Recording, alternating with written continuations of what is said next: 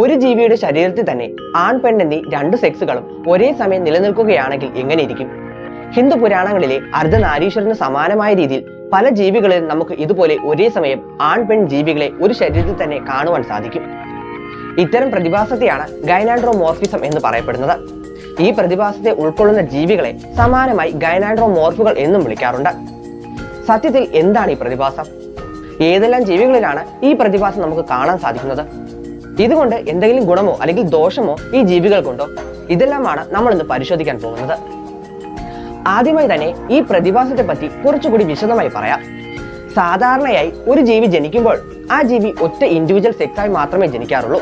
അതായത് ആണായോ അല്ലെങ്കിൽ പെണ്ണായോ മാത്രമേ ജനിക്കാറുള്ളൂ. എന്നാൽ ഗൈനാൻഡ്രോമോർഫുകൾ ജനിക്കുമ്പോൾ തന്നെ അവയുടെ ശരീരത്തിന്റെ ഒരു ഭാഗം അല്ലെങ്കിൽ നിരവധി ഭാഗങ്ങൾ പല സെക്സുകളിൽ ഉൾപ്പെടുന്നവയായാകും അവ ജനിക്കുക. ചിലപ്പോൾ തലയുടെ ഒരു ഭാഗം ആണായും മറ്റൊരു ഭാഗം പെണ്ണായും ആയിരിക്കാം. അതല്ലെങ്കിൽ ശരീരത്തിന്റെ ഒരു ഭാഗം പൂർണ്ണമായും പെണ്ണായും മറ്റൊരു ഭാഗം ആണായുമായിരിക്കാം കാണുക. ഇങ്ങനെ നിരവധി തരത്തിലെ പാറ്റേണുകളിലാണ് ഈ ജീവികളിൽ സെക്സ് അറേഞ്ച് ചെയ്തിരിക്കുന്നത്. അതുകൊണ്ട് തന്നെ ഈ ജീവിയെ ആണാണോ പെണ്ണാണോ എന്ന് വേർതിരിച്ചറിയാൻ കഴിയില്ല. അതുകൊണ്ട് തന്നെയാണ് ഗ്രീക്കിലെ ഫീമെയിൽ എന്ന് അർത്ഥം വരുന്ന ഗൈനും മെയിൽ എന്ന അർത്ഥം വരുന്ന അനിറും രൂപം എന്ന് അർത്ഥം വരുന്ന മോർഫും ചേർന്ന സ്ത്രീയും പുരുഷനും ചേർന്ന എന്ന അർത്ഥം വരുന്ന ഗൈനാൻഡ്രോമോർഫ് എന്ന പേര് ഇവയ്ക്ക് ലഭിച്ചത്. ഈ പേര് സൂചിപ്പിക്കുന്ന പോലെ തന്നെ ഇത്തരം ഒരു ജീവി ജനിക്കുകയാണെങ്കിൽ അത് ആണാണോ പെണ്ണാണോ എന്ന് നമുക്ക് ഉറപ്പിച്ച് പറയാൻ കഴിയില്ല. ഒരു പക്ഷേ ആ ജീവിയിൽ കൂടുതലായും ആണിന്റെ സ്വഭാവമാണ് അല്ലെങ്കിൽ രൂപമാണ് ഉള്ളതെങ്കിൽ പോലും ആ ജീവി ആണാണെന്ന് ഉറപ്പിച്ച് പറയാൻ കഴിയില്ല. അതേസമയം ആണല്ലാത്ത ആ ജീവിയെ പെണ്ണാണെന്നും പറയാൻ കഴിയില്ല. എന്നാൽ ആ ജീവിക്ക് ആണിന്റെയോ പെണ്ണിന്റെയോ പൊതു സ്വഭാവം ഉണ്ടെന്നോ അല്ലെങ്കിൽ ന്യൂട്രൽ ആണെന്നോ പോലും പറയാൻ കഴിയില്ല എന്നതാണ് സത്യം. അതുകൊണ്ട് തന്നെ ഇത്തരം ജീവികളെ ഗൈനാൻഡ്രോമോർഫുകൾ എന്ന് മാത്രമേ നമുക്ക് വിളിക്കാനാകൂ. ഇവ ആണാണോ പെണ്ണാണോ എന്ന് ചോദിക്കുന്നതിന് പോലും ഇവിടെ പ്രസക്തിയില്ല. എന്നാൽ ഇവയ്ക്ക് മെയിൽ സെക്സ് ഓർഗൻ ആണോ ഫീമെയിൽ സെക്സ് ഓർഗൻ ആണോ ഉള്ളതെന്ന് ചില സമയങ്ങളിൽ നമുക്ക് വേർതിരിച്ചറിയാൻ കഴിയും. ആ സമയങ്ങളിൽ പോലും ഇവയുടെ സെക്സ് ഡിറ്റർമൈൻ ചെയ്യാൻ കഴിയില്ല എന്നതാണ് സത്യം. ആണിനോട് രൂപസാദൃശ്യം എല്ലാം കാണിക്കുമ്പോൾ തന്നെ ഫീമെയിലിന്റെ റീപ്രൊഡക്റ്റീവ് ഓർഗൻ മാത്രമുള്ളത് കൊണ്ട് ഇവ പെണ്ണാണെന്ന് പറയാൻ കഴിയില്ല. അങ്ങനെയാണെങ്കിൽ ഇവയെ ഇന്റർസെക്സ് എന്ന് പറയേണ്ടി വരും. പക്ഷെ അങ്ങനെ പറയണമെങ്കിൽ ആ ജീവി പൂർണ്ണമായി ഒരു സെക്സിൽ ജനിച്ചു മറ്റൊരു സെക്സിന്റെ റീപ്രൊഡക്റ്റീവ് ഓർഗൻ മാത്രം പേർന്നവയാകണം. എന്നാൽ ഇവിടെ അതല്ല സ്ഥിതി എന്ന് മനസ്സിലാക്കുക. സമാനമായി ഈ ജീവിക്കും മറ്റൊരു ജെൻഡർ ഉണ്ടെന്നും പറയാൻ കഴിയില്ല. കാരണം മൃഗങ്ങളിൽ ഇത്തരമൊരു ജെൻഡർ ഡിഫറൻസ് ഇല്ലാത്തത് കൊണ്ട് തന്നെയാണ് ഈ പ്രയോഗം ഇവിടെ ആപ്റ്റ് ആക്കാത്തത്.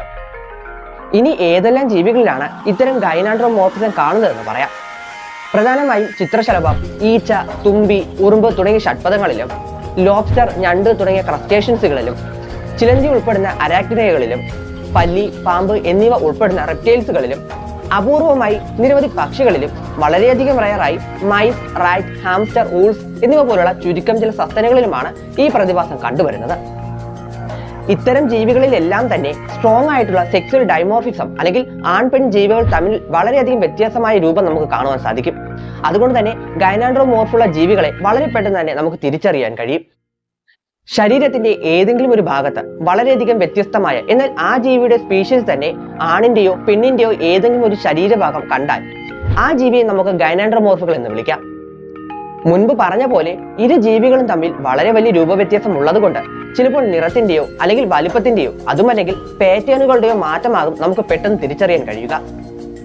ഇങ്ങനെയുള്ള മാറ്റങ്ങൾ എല്ലാ ജീവികളിലും ഒരുപോലെയല്ല, അല്ലെങ്കിൽ ഗൈനാൻഡ്രോമോർഫിസം പലതരത്തിലുണ്ട് എന്ന് പറയാം. പ്രധാനമായും 3 തരത്തിലാണ് ഗൈനാൻഡ്രോമോർഫുകളിൽ സെക്സുകൾ അറേഞ്ച് ചെയ്തിരിക്കുന്നത്. ഇതിൽ ഒന്നാമത്തത് ഒരു ജീവിയുടെ ശരീരത്തിന്റെ നേർപാതിയുടെ ഒരു വശം ആണും മറുവശം പെണ്ണുമാണെങ്കിൽ അത്തരം പ്രതിഭാസത്തെയാണ് നമ്മൾ ബൈലാറ്ററൽ ഗൈനാൻഡ്രോമോർഫിസം എന്ന് പറയുന്നത്. ഇത്തരം ജീവികളെ വളരെ പെട്ടെന്ന് തന്നെ നിറത്തിന്റെ അടിസ്ഥാനത്തിൽ നമുക്ക് മനസ്സിലാക്കാൻ കഴിയും. രണ്ടാമതായി ഒരു ജീവിയെ മുൻഭാഗം പിൻഭാഗം എന്ന് രണ്ടായി തിരിച്ച് അവയിൽ രണ്ടിലും 2 സെക്സുകൾ അറേഞ്ച് ചെയ്യുന്ന തരത്തിലെ ഒരു പ്രതിഭാസമാണ്. ഇതിനെയാണ് ആന്റീരിയർ പോസ്റ്റീരിയർ ഗൈനാൻഡ്രോമോർഫിസം എന്ന് പറയുന്നത്. നിറത്തിന്റെയും ആകാരത്തിന്റെയും അടിസ്ഥാനത്തിൽ വളരെ പെട്ടെന്ന് തന്നെ ഇവയെ നമുക്ക് തിരിച്ചറിയാൻ കഴിയും. മൂന്നാമത്തത് മൊസൈക് ഗൈനാൻഡ്രോമോർഫിസമാണ്. പേര് പോലെ തന്നെ ഒരു ജീവിയുടെ ശരീരത്തിൽ മൊസൈക്ക് പാറ്റേണിൽ സെക്സുകൾ അറേഞ്ച് ചെയ്തിരിക്കുകയാണെങ്കിൽ ആ പ്രതിഭാസത്തെയാണ് നമ്മൾ സെക്സ് ഫൈബ്ലാഡ്സ് അല്ലെങ്കിൽ മൊസൈക് ഗൈനാൻഡ്രോമോർഫിസം എന്ന് വിളിക്കുന്നത്. മറ്റുള്ളവയെ പോലെ തന്നെ ഇവയെയും നിറത്തിന്റെയും രൂപത്തിന്റെയും അടിസ്ഥാനത്തിൽ തിരിച്ചറിയാനാകുമെങ്കിലും ഇതിന്റെ പാറ്റേൺ അനുസരിച്ച് വളരെ വലിയ തോതിൽ അല്ലെങ്കിൽ വളരെ ചെറിയ തോതിലാകും ഇത്തരം നിറമാറ്റങ്ങൾ നമുക്ക് കാണാൻ സാധിക്കുക. അതേസമയം ശരീരഭാഗങ്ങളിൽ ഇതുമൂലം ഉണ്ടാകുന്ന മാറ്റങ്ങൾ വളരെ നന്നായി എടുത്ത് അറിയിക്കുകയും ചെയ്യുന്നു. അടുത്തതായി ഈ പ്രതിഭാസം എങ്ങനെയാണ് ഉണ്ടാകുന്നതെന്ന് പറയാം. ഒരു ജീവി ജനിക്കുമ്പോൾ അല്ലെങ്കിൽ എഗ് ഫെർട്ടൈൽ ആകുന്നതിന് ശേഷം മൈറ്റോസിസിലൂടെ സെല്ലുകൾ മൾട്ടിപ്ലൈ ആകുന്നു എന്ന് നമുക്കറിയാം. ആ സമയത്തെ കോശങ്ങളുടെ എണ്ണം വളരെയധികം കുറവായിരിക്കും. ഈ സമയങ്ങളിൽ കോശങ്ങൾ ഡിവൈഡ് ചെയ്യുമ്പോൾ അതിനുള്ളിലെ സെക്സ് ക്രോമോസോമുകളും ഒരേപോലെ ഡിവൈഡ് ആകുന്നു. എന്നാൽ ചില അവസരങ്ങളിൽ ഇങ്ങനെ ഡിവൈഡ് ചെയ്യുമ്പോൾ സെക്സ് ക്രോമോസോമുകൾ പൂർണ്ണമായും ഡിവൈഡ് ചെയ്യാനാകാത്ത ഒരു അവസ്ഥയുണ്ടാകും. ഉദാഹരണത്തിന് മൈറ്റോസിസിന് വിധേയമാകുന്ന സെല്ലുകൾ XY ക്രോമോസോമുകളെ ഡ്യൂപ്ലിക്കേറ്റ് ചെയ്ത് XXYY ആക്കി മാറ്റുന്നു. അതായത് 2 XY ക്രോമോസോമുകൾ ഉണ്ടാകുന്നു. സാധാരണയായി ഈ സെൽ വിഭജിക്കുമ്പോൾ 2 XY ക്രോമോസോമുകളുള്ള 2 സെല്ലുകളായി മാറേണ്ടതാണ്. എന്നാൽ അപൂർവം സന്ദർഭങ്ങളിൽ ഇങ്ങനെ വിഭജിക്കപ്പെടുന്ന സെല്ലുകൾ ഒന്നിൽ ഒരു X ക്രോമോസോമും അടുത്തതിൽ XYY ക്രോമോസോമുകളുമാണ് കാണാൻ സാധിക്കുന്നത്.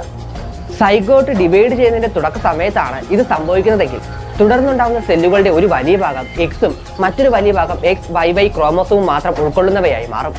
അതുകൊണ്ട് തന്നെ X എന്ന ക്രോമോസോം മാത്രമുള്ള ഭാഗം പെണ്ണായും XYY എന്ന ക്രോമോസോം മാത്രമുള്ള ഭാഗം ആണായും മാറുന്നു. സമാനമായ രീതിയിലാണ് ZW, ZZ എന്നീ സെക്സ് ക്രോമോസോമുകളുള്ള ഉരകങ്ങളിലും പക്ഷികളിലും നടക്കുന്നത്.